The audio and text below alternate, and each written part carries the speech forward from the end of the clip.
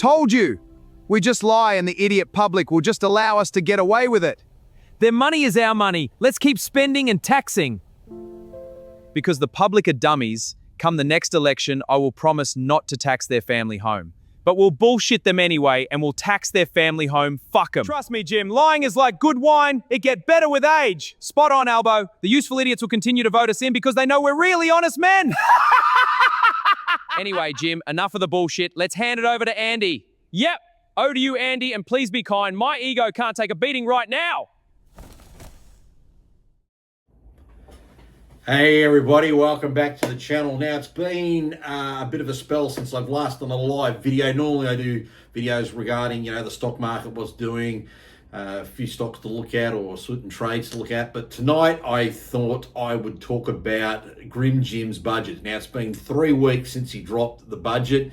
Now there's a bit in that budget that the media just, sort of doesn't really cover. We'll go into that with a little bit of detail, particularly like with where the debt's going on the trajectory that it's currently on. And then obviously we'll talk about, the fact that him and Albo have decided to renege and increase taxes in respect to capital gains. Now, just so we are not trying to make things up, this is what this rooster was saying prior to the budget. Now, when it comes to negative gearing, we've made it very clear that that's not something that we are proposing. We have a broad and ambitious housing policy already, and those changes aren't part of it. Can you rule out any changes to negative gearing and capital gains tax? Yes. How hard is it for the 50th time? I have responded to that lots of times. Now, we've said multiple times we won't take the same tax agenda to this election that we took to the last election. We've already made some of that aspects incredibly clear, whether it's negative gearing. Will you rule out changes to negative gearing and property taxes this term or next? Well, what we're doing is doing the legislation that we have before the Senate. So I talk about what we're doing, not what we're not doing. I told people we wouldn't make changes. The proof's in the pudding, Andrew. If we were going to make changes, then why haven't we? Exactly. If we're going to make changes, why wouldn't we? Well, we all know they've come out and lied. Let's just be brutally honest here. Labor lies. If the opposition have got any sort of marketing acumen, that's all they've got to run into when we do have the next election. Labor lies. Now, what we need to focus on is these aspects here, and this is where it all comes together on just where we're heading as a country and why a lot of people are really pissed off.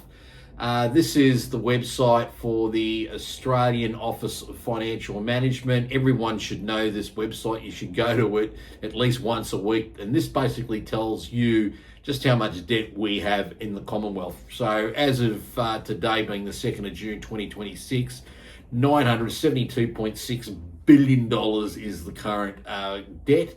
Now, of course, there are further debts if you add into all the various state governments have got, and then you have the councils and all that sort of stuff. If we go into that, you're going to need a vomit bag, but let's just stick to where the feds are.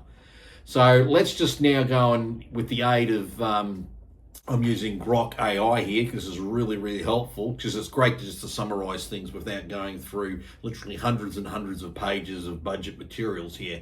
So here's the snapshot of the summary of what Grimm Jim just announced 3 weeks ago. So revenue for the FY 26 to 27 year, so the new year that we're going to start on the 1st July, they're budgeting $815.3 billion. But these guys are going to spend $833.3 billion. That's right, they are spending more than what they're bringing in. So that means there's going to be an underlying deficit. In this case here, it's around about $31.5 billion, which equates to about 1% of the gross domestic product. See, this in itself is the problem. They might have made some fanfare, if you remember, a few weeks back. They're saying, oh, we're going to crack down on the NDIS. It's getting out of control. We've got to cut down, and we've made these decisions, and these decisions we've made are we're going to take a certain amount of money out. We're going to make sure it doesn't keep growing. But guess what? They didn't save that money. They just then redistributed it or respent it, basically, or reallocated it to other areas. So it's not a saving at all. That's all these people do. They tax, spend, rinse and repeat, tax, spend, rinse and repeat. That's all they do, and that's why he's had to come out in this budget because they're desperate to get more means to, make more and more revenue. And they also are highly ideological people. And I don't mean from the point of view we've got defined, decent beliefs and things. No, that they're driven mainly by envy. They hate anyone who's successful in life, and anyone who's successful in life as far as they are concerned doesn't vote for them, and they're a fair target, and that's what they're doing. The problem is people who naturally want to get ahead in their life, and these are normal folks who are just, middle income people who probably are, a school teacher, a nurse, a police officer, work in an office, whatever. They only make probably 80 to 100 grand a year, and you know what? They've decided to take money that they've had tax paid on, that income, and buy capital assets. And the other thing these people are trying to do now is trying to say to everyone, yes, we have income taxes. Okay, I have a job, I earn a pay, I pay tax. Okay, we get that. They want to equate the earn in capital the same as now the earn you're getting from an income tax. But what they don't seem to understand, and this is very important, generating an income is effectively, for more intention purposes, a risk-free exercise. You have a job, you go to it, you do it, you get paid. Or you get a passive income, say, from interest that, you earn on a sum of money. You didn't really have to do much. In the overall scheme of things, unless you're an underground, coal miner or gold miner, or you happen to be at the pointy end of the military, or you might happen to be in some really, really dangerous profession where you just might die on the job, realistically, earning an income is a very low-risk thing. However, when you decide to make capital investments, now capital investment simply means you're taking your money, which you have paid tax on, and you decide to go buy assets. And assets could be buying another property, buying shares, buying crypto, starting up a business, for fuck's sake. Who knows? The point being is, what you've done is you've taken money that you've already paid tax on, and you're now trying to go and put it into something else to make it grow and hopefully go the right way. And in some people, if they're doing with property in particular, they'll often go borrow money, which in itself is an additional risk. In other words, you're taking on all this risk, and now the government feels, starting on the 1st of July 2027, because they're going to say to anyone now, you can keep the discount on what you've made to date, but when we get to 1 July 2027, nope, you're going to have everything revalued, and then from there we're going to use an index model and work out your capital gains tax from there. So if you've bought a property, say 4 years ago for $1 million, and then come the 1st of July 2027, let's say we just get that for argument's sake, you get it valued, it's now worth $2 million. All right, you're sitting on a gain there of $1 million. If you decide to sell, you will get the discount on that of 50%. Great, awesome. However, if you decide to keep that, they're going to index from the 2 million part. Let's say something crazy happens for the next 5 years, and that goes up to $3 million. Then they're going to have this as a taxation. They're simply going to say this: we're going to index out what you would have had on the asset from 2 million to where it is now, and we've got to work out a formula, we've got to work out inflation and all that sort of stuff. But then let's say after inflation, it's a 750,000 gain. Bang, we're going to hit you on that. Plus, you've also got to pay the other 50% based off the discount as well. I'll do some numbers to make sure you can see where I'm coming from. It gets very convoluted, and it doesn't need to be done this way. And at the end of the day, why should anyone be paying tax on a capital return when you've done all the risk? That's wrong for a government of any persuasion to think they've got any entitlement to take a gain that you did everything on. That was your damn risk. And yet they want to take money off us. It's totally fucked, and it's not, something that we need to be, considering. Now, back to this budget. Let's go in, because I got Grok to, do some extra numbers here, and this is where a pattern comes in. These are the next 5 years and these are from the budget papers, right? So this is where we're heading. This is the roadmap. This is why it's of so much concern. So here we are now in the current, financial year 25-26. And the underlying deficit, is 28.3 billion, and we're going to have a gross debt, coming into the end of the year of actually 982 billion. Again, we're not far off that now of 972, so we're within range. Then we've got the new financial year, and then we're going to crack that great $1 trillion, mate. So under Albo's and Grimm Jim's watch, they are going to be there, cracking it when we cracked with a $1 trillion debt. Well done. But then we're going to have deficits, coming through that as well. Now look at this, into 27, into 28, 29. Notice the revenues, they're all going up because there's a thing called bracket creep. As inflation and you get paid up, a higher salary because, people get wage increases along the way and you actually earn more, that slowly pushes you over into the next tax bracket. When that happens, you just pay more tax. But the killer here is the fact that they're going to keep spending more and more money and we're going to get more and more deficits. Now, this isn't sustainable. And we get to the FY 29-30 tax year, we're looking at a debt here of $1.25 trillion. That's not good. That's not good at all. Now, there's a few other things I wanted to divide into the budget. So I'm just going to scroll back here and go back and look at where we rank a few things. So these are where we are currently spending our expenditure. These are the largest items. Now, we have big groups like Social Security. It's like a $300 billion monster. But I like to break it apart into sections so you can see where it is. So the current number one biggest single line expenditure in Australia is the age pension and related retirement support. And that's around about 65 to 72 billion. So that's the single one. Most people get that because we have age pensioners. The second one is that fucking NDIS. It's at $56 billion and growing. And this is after reforms. This thing is so stupid, it's not beyond funny. They've already ceded the tobacco market to criminals. They might as well cede the disabled service market now to criminals because that's how many people are involved in it. The rip-offs are unfucking believable. And this will have to stop at some point. It cannot keep going. So, let's all be very, very crystal clear. And they're the numbers, 56 billion. At the rate it's growing, it will become the number one expense this nation pays. 3, health, around 37.4 billion.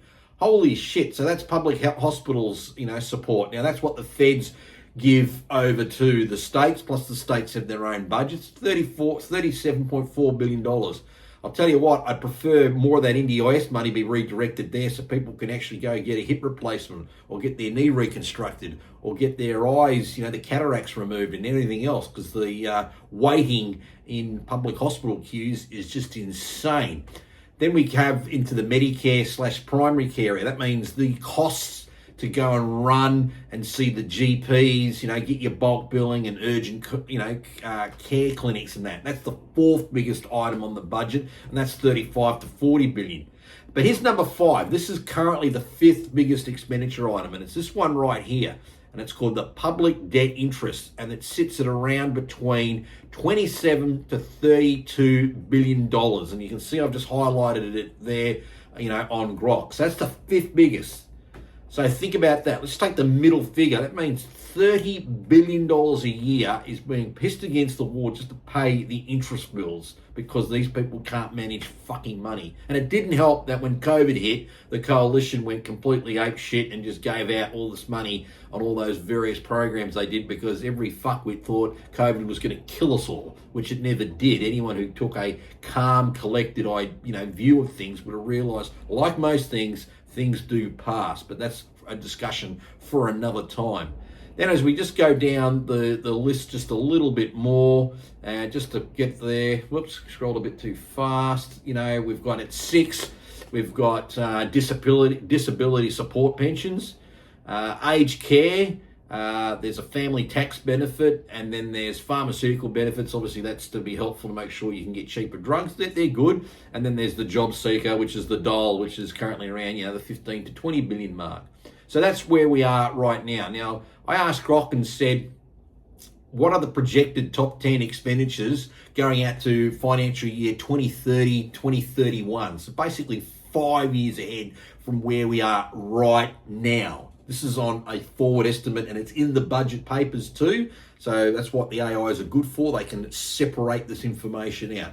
So again, no surprise, the age pension and retirement support is still number one because we are having more and more Australians becoming older and therefore they're going onto the pension.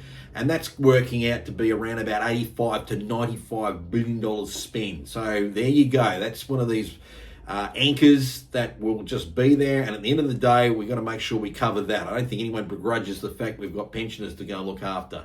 And then here's the NDIS again. Now, this is, I find, still incredible. They have the gall to say the reforms are going to slow down growth. Well, until we actually see that happen, I don't believe it at all. But they're saying, 55 to 65 billions just to keep funding that. Keep in mind, I think it was 2013 when Gillard introduced it. So we're talking about 13 years ago that we've had the NDIS. Prior to that, we didn't have a fucking NDIS at all. Now imagine if we still didn't have it on that basis there, how much better off the budget would be. But then again, it probably wouldn't be that great because these fuckwits would find other ways to spend it anyway. So it's just a much of a muchness. But here's the thing. Item number 3, going 5 years out from now. Item 3, and this is where it all comes back, and it's the public debt interest is going to go to $45 to $55 billion. It's the fastest growing expense in our budget. Yes, I've just whinged my ring off about the NDIS because I don't like it, but the debt or payments of our debts is going to roll a lot faster than any of these other programs that we have to do. And if you think about it, when you're paying down debt, that's really just what it is. Paying down debt, you're getting nothing for it. You're just meeting your obligations to the bond owners, who are most likely foreign investors anyway, and the bigger super funds that are just using it as a washing machine and all that sort of stuff. This is the inherent problem because we have a government that is so, again, addicted to taxing. Let's spend it, rinse and watch and repeat, keep going. They've got no sense at all to then start to work out that, hang on, people, we got to stop spending. We're only getting X amount in. We'll just make sure we can balance out the budget. So this is why it's so crucial. And then on top of that, you attack people who want to get ahead by targeting specifically, the capital gains scenario things, by effectively increasing the taxes. And I've got some data to go into that too in a moment, which is just, again, mind-boggling. So the risk we have is we're creating an environment, that in the next 5 years, many people who want to get ahead, and I mean people who are of an entrepreneurial streak, who really want to start things up. You know what? They're not going to start it here in this country. They're going to go to Singapore. Shit, I'll go to bloody New Zealand because they don't have capital gains taxes, although they're incorporated in Dubai. Or shit, they can go to Malaysia and only pay 24% tax. The point being is there are places elsewhere that are more welcoming for capital investment for people to go and invest. And then that then also means you get a brain drain of people that we want to stay in this country, and they drain off because these idiots that we have for a government, they crap on about, we're here for the inspire. No, you don't inspire anybody. You just want to neutralize everyone. That's why they love net zero. Remember, anything multiplied by zero is fucking zero. In their mind, the best way is to get everyone down to that same common denominator of zero. That's how they think. They do not like people who are successful in any form whatsoever. And the proof is in the pudding based on the trajectories of where our finances are going. And they're not going in a very sound direction at all. I won't rattle through the rest of them there because, you can basically see where they are. But just remember, 5 years from now, 5 years, that's before the Olympics hit Brisbane in 2032, we're most likely going to have a debt which is currently sitting at 972.2 billion, is probably going to be nudging around 1.25 trillion, if not even higher, and it's going to cost us around about $55 billion a year in interest. That's how insane things are going there, and things have got to stop. Now, let's talk about where we sit amongst our peers around the world and all that sort of stuff. So let's go and get the scrolls that I put in there. I know this is going to, at least it's not flashing lights and all that sort of stuff. It'll make you go a little bit crazy. So the OECD is a collection of, I believe, 38 countries that make it up, ones that we all get to compare ourselves a lot because, a lot of these stats you like to have comparisons and all that stuff. So taking into account what Grimm Jim's announced, this is where Australia will rank in terms of capital gains taxes should these changes all come through. And there's a couple of things you need to be very mindful here. So Denmark will still be the highest at 42% because they have a 42% flat rate on any capital gains. Okay, 42, not great at all. Then Norway, they're at 30, nearly 38%, terrible as well. And then the Netherlands, they're at 36. Notice their countries in the Nordic area, they're all related to each other, so they're just as all fucking stupid as each other, like lemmings. Let's copy of each other.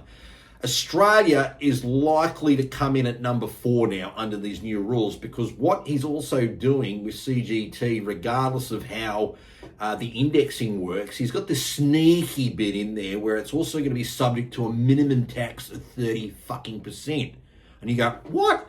So if I buy this asset after July 1, 2027, I pay $1 million, I hold it for 2 years, we get to, July 1, 2029, and I decide to sell it for, say, 1.5, because that's what it's worth. There's a little bit of indexation in there, but effectively they're going to look at the difference and say, well, at the very minimum, you're going to pay 30% on that. But the problem then is we have this thing called marginal tax rates. Now, how capital gains work is if you create a gain, it just gets added to your current income in the tax year that you're in. So just keeping math really simple, bought $1 million asset, held it for 2 years, sold it for $1.5 million, that's 500 grand. Just ignore the indexation part of what they could make that, because there'll be a little bit of a discount on that because they just take into inflation account. That's a $500,000 capital gain. That is then deemed to be like your income. And if you've just earned 500 grand income, you're going to shoot really fucking quick up the marginal tax rate scales, and you're going to hit that magic number of 45% plus the 2% Medicare levy. And guess what your capital gains tax bill is really going to effectively come close to? Paying not 30%, but much, much closer to 47 fucking percent. We then become the highest taxing nation in the OECD. We're worse than Denmark. We're worse than Norway. We're worse than the Netherlands, France, Ireland, and everyone else. And then you just look at where we measure up against lower ones. United States, depending on where you are, is between 0 and 20. United Kingdom, and they're really fucked as a country. They're at least 10 to 20. Canada, 20 to 27. Germany, another country, is completely fucked on other issues, but they're only 26%. New Zealand, for Christ's sakes, the guys across the ditch, 0. And then Switzerland, often 0. Singapore, 0. People, you need to understand this is where things are going to start to hurt. And this is why it's absolutely vital. The rage does not stop. You need to keep being angry about this. You need to be going to your local federal member, whether they're a Liberal, Labor, Green, whatever, and saying this is bullshit. Your stuff needs to stop. Ring up Talkback Radio. Speak your voice. Write letters to the editor. When you go out on the piss with your mates or have a barbecue or your whatever, talk about this. Keep it going.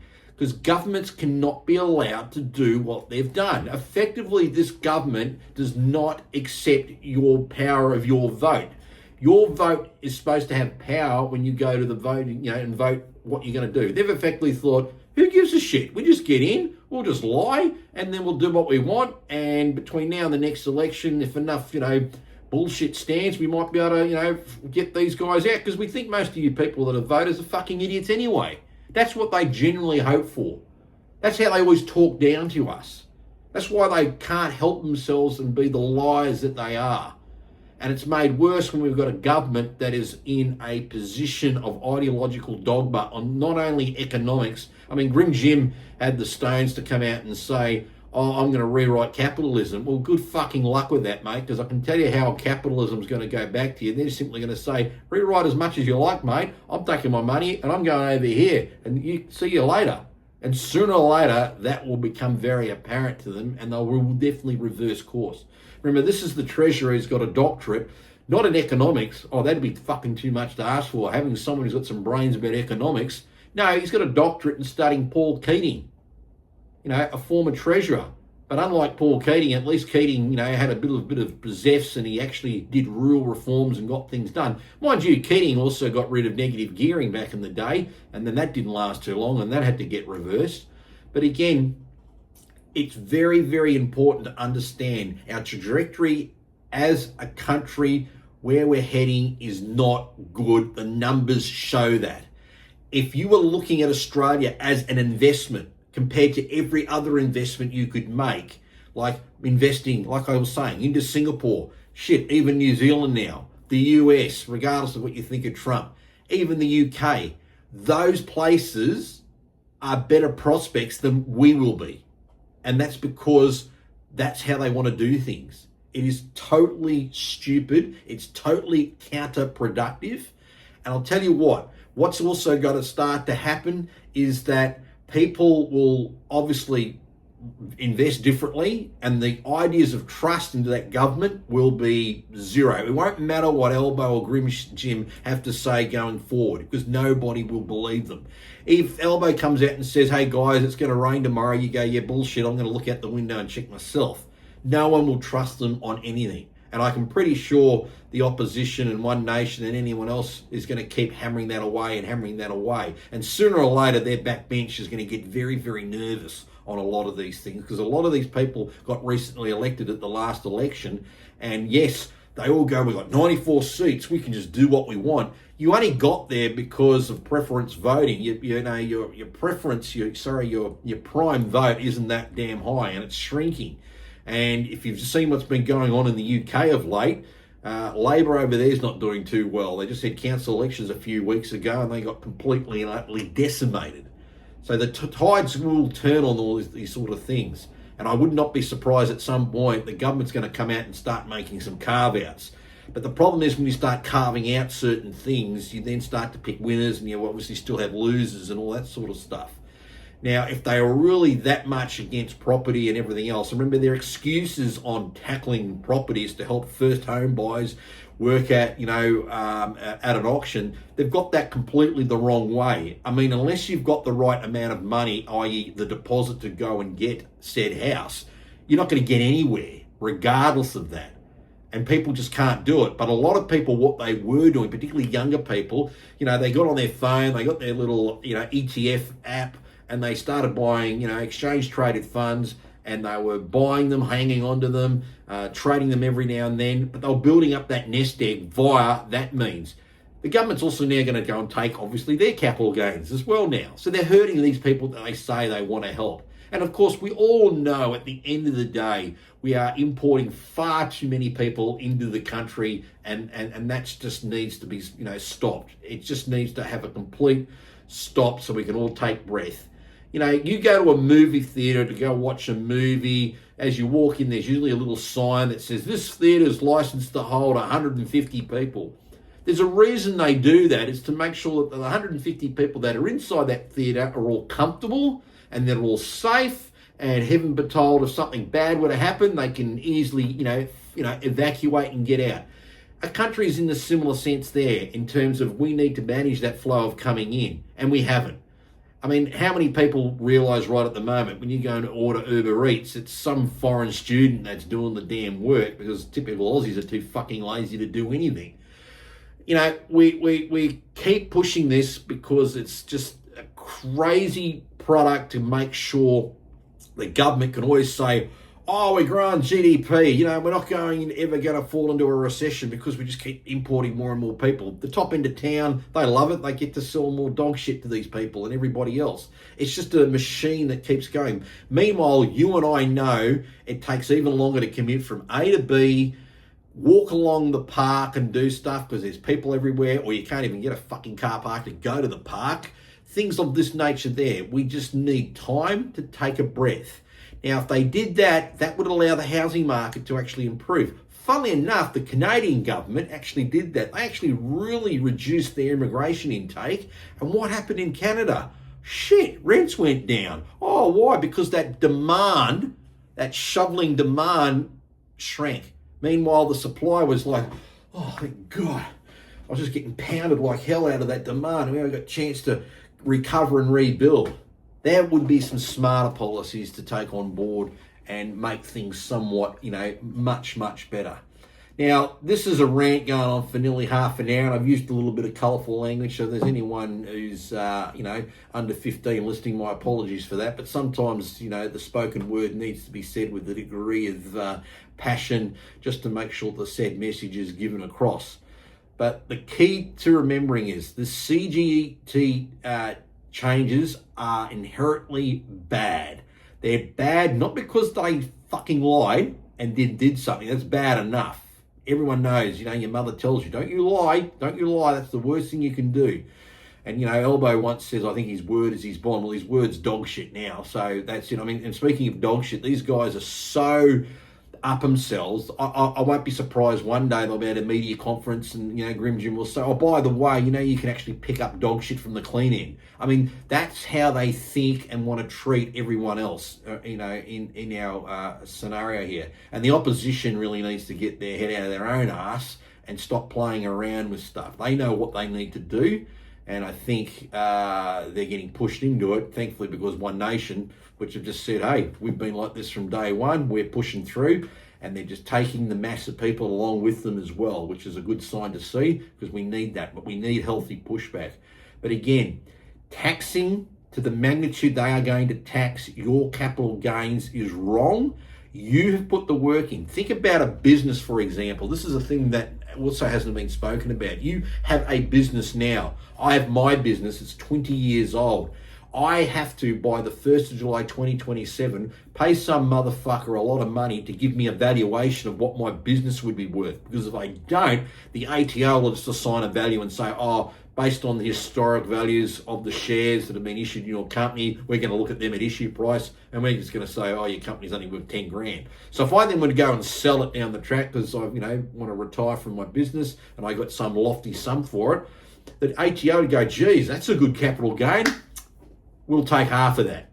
Thanks very much. No, that's not how we need to have things done. That's just, for starters, an insane thing to make anyone go through. And just don't think of my business. Think of someone who runs, a cafe, a mechanic shop, a hairdresser, a lawn mowing business. You can go on and on and on and on with all these people that have got, businesses. And this is why this nonsense, oh, well, let's do a carve out for startups. Oh, okay, if you do a carve out for startup, I'll just go and get another company and I'll start up and I'll just move everything out of my current one over to there so I can get the discount. People aren't fucking stupid. They'll work it out pretty quick. No, leave things as they were.